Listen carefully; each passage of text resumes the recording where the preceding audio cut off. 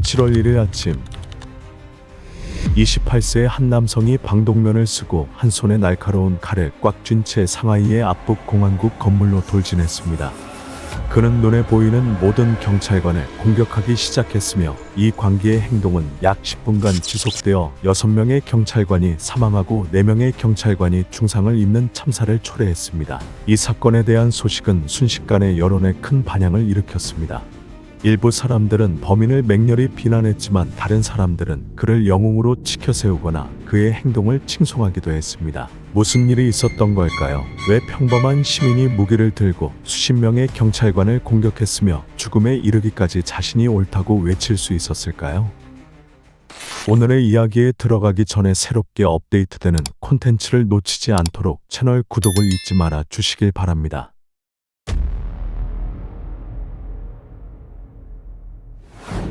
(7월 1일) 오전 9시 40분 양지아라는 이름의 남성이 휘발유가 담긴 맥주병 여러 개를 들고 압북 공안국 경찰청사로 향했습니다. 그의 등에는 방독면, 캡사이신 스프레이, 장갑, 길이 10cm가 넘는 날카로운 칼이 든 크로스백 가방이 걸려 있었습니다.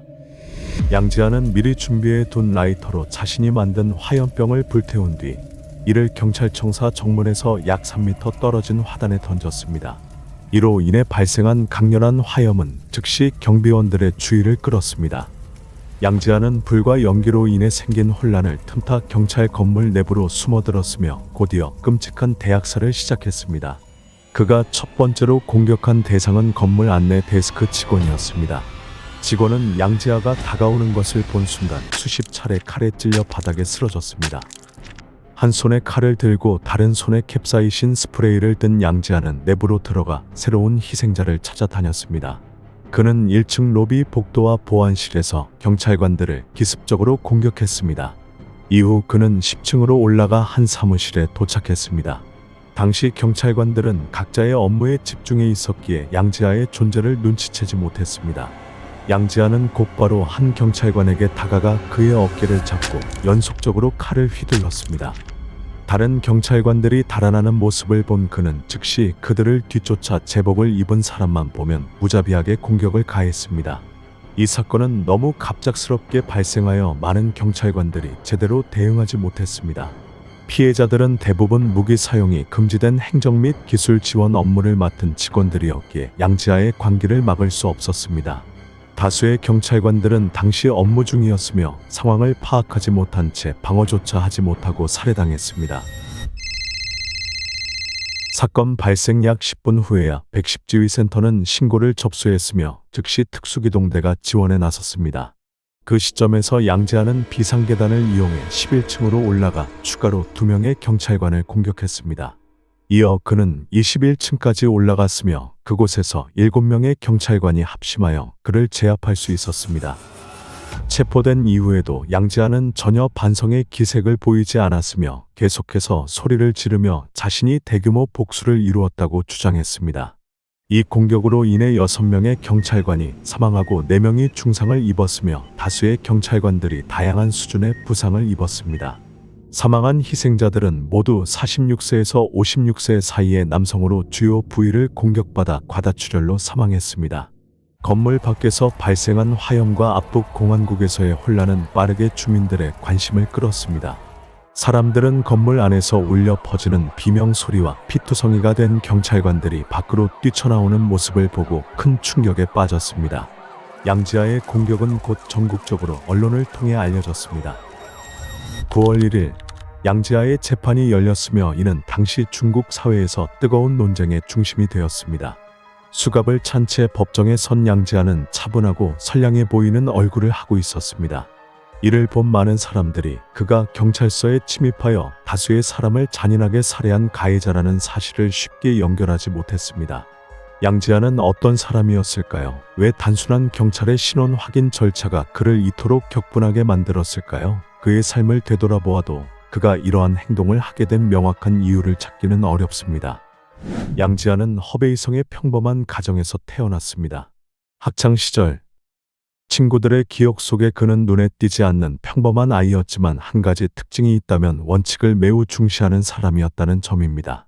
부모님은 일로 바빠 집에 머무르는 일이 드물었고 양지아는 어린 시절 대부분을 조부모의 손에 자랐습니다. 그의 조부모는 매우 엄격했으며 양지아는 친구들과 어울려 놀거나 교류할 기회가 거의 없었습니다. 이로 인해 그는 폐쇄적이고 타인과의 교류를 꺼리는 성격으로 자랐습니다. 그가 12살 되던 해 부모님의 결혼 생활은 결국 파경을 맞았고 이후 양지아는 어머니와 함께 살게 되었습니다. 그와 접촉했던 친구들은 그를 내성적이고 말수가 적은 사람으로 기억했습니다. 그러나 내성적이고 법을 준수하며 살아왔던 양지아가 살인자가 될 것이라고 상상한 사람은 없었습니다. 재판 몇 차례 끝에 법원은 양지아에게 사형을 선고하고 그의 정치적 권리를 영구적으로 박탈했습니다.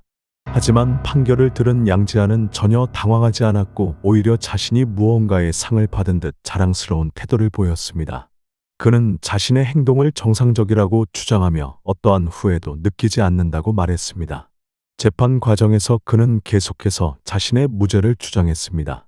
재판부가 질문하자 그는 침착하게 자신이 법원의 판결에 반대하지 않으며 판결 자체는 중요하지 않다고 말했습니다.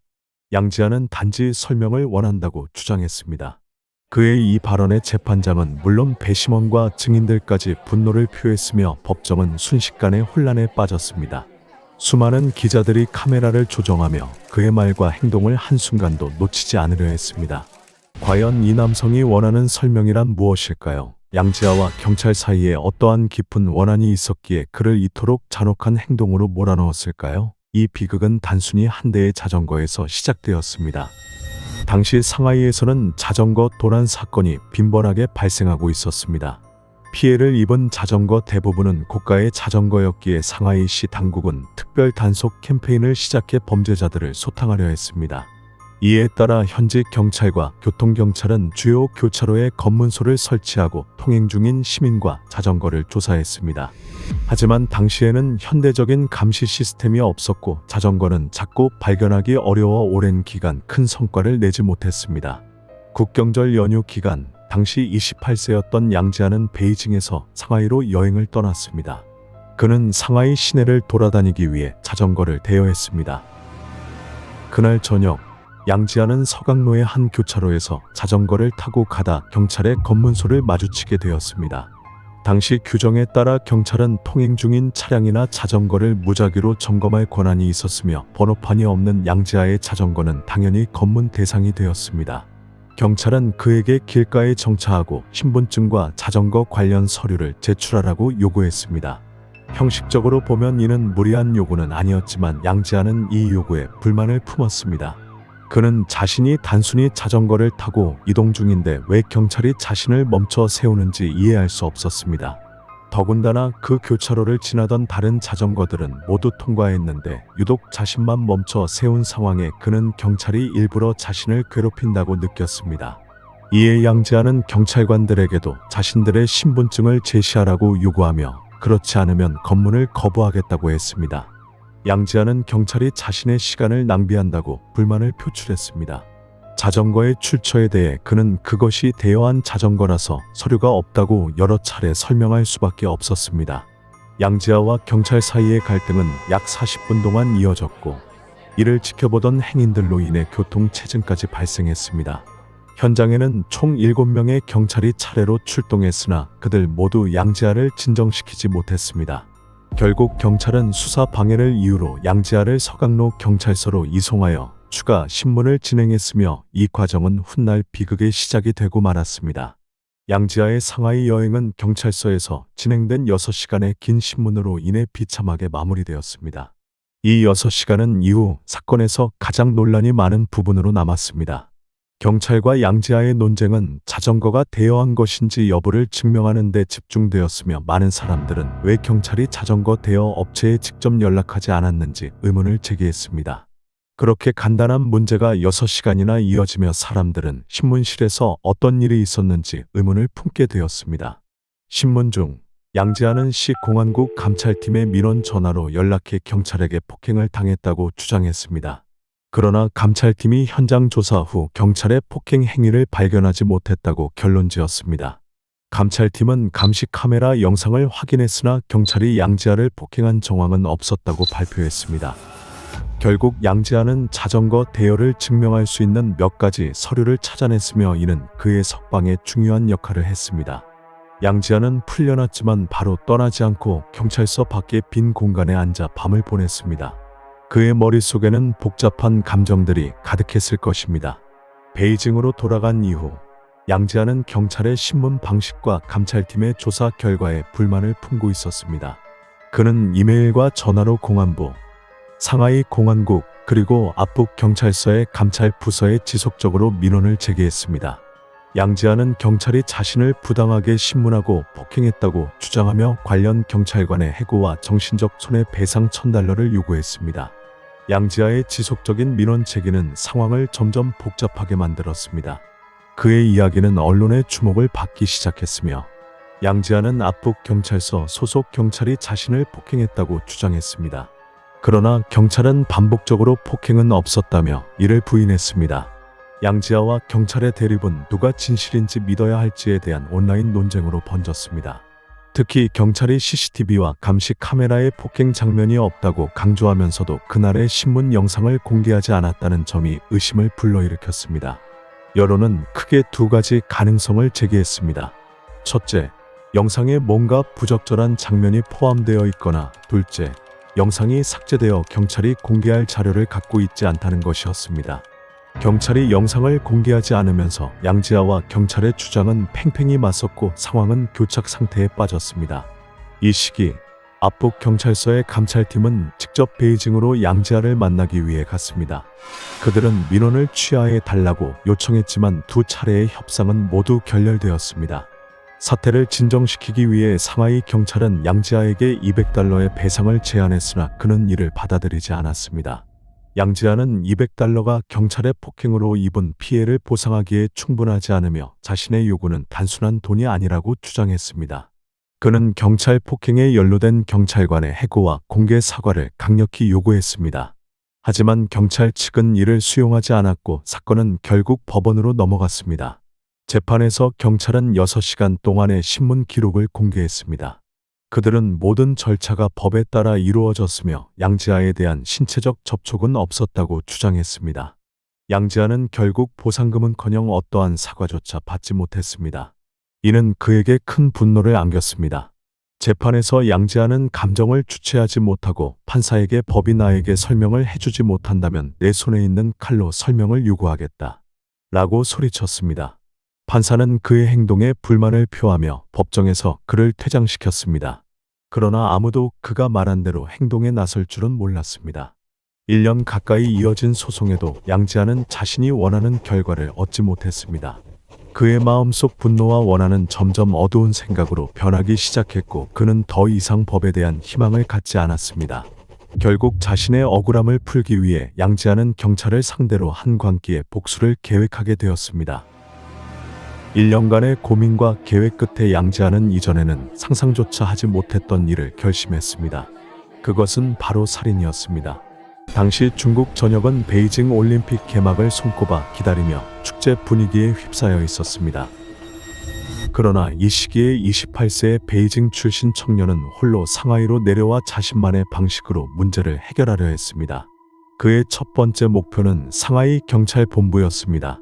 양지아는 상하이에 도착한 후 경찰서 근처의 호텔에 방을 잡고 망원경으로 경찰관들이 근무하는 모습을 관찰하기 시작했습니다. 여러 차례 관찰 끝에 그는 경찰서에 출입자가 많고 보안이 매우 엄격하여 접근이 어렵다는 사실을 알게 되었습니다. 양지아는 신중한 분석 끝에 경찰서에 비해 압북 경찰 지부의 사무실 건물이 더 쉽게 침입할 수 있는 곳임을 깨달았습니다. 사무실 건물의 경비원은 전문성이 떨어졌고 건물 앞을 오가는 사람도 많지 않았기에 발각될 위험이 크게 줄어들었습니다. 이 점을 고려한 양지아는 자신의 목표를 경찰 지부 사무실 건물로 변경하기로 결정했습니다. 압북 경찰 지부 사무실에서 경찰관들을 공격하기 전에 양지아는 단순히 칼만 준비한 것이 아니었습니다. 그는 직접 제작한 화염병, 캡사이신 스프레이, 방독면 등 다양한 도구를 철저히 준비했으며 심지어 사전에 사형 선고를 받을 가능성까지 감수할 각오를 다졌습니다. 그의 대학살은 치밀함과 냉정함으로 가득 찼습니다. 그는 경찰들에게 제압되고 궁지에 몰리는 순간에도 두려움이나 후회 없이 당당한 태도를 유지했습니다.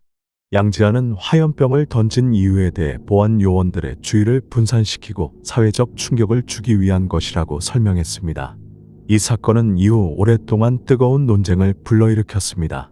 대다수의 사람들은 6명의 경찰관의 죽음을 애도하며 어떠한 이유로도 타인의 생명을 앗아가는 것은 정당화될 수 없다고 주장했습니다.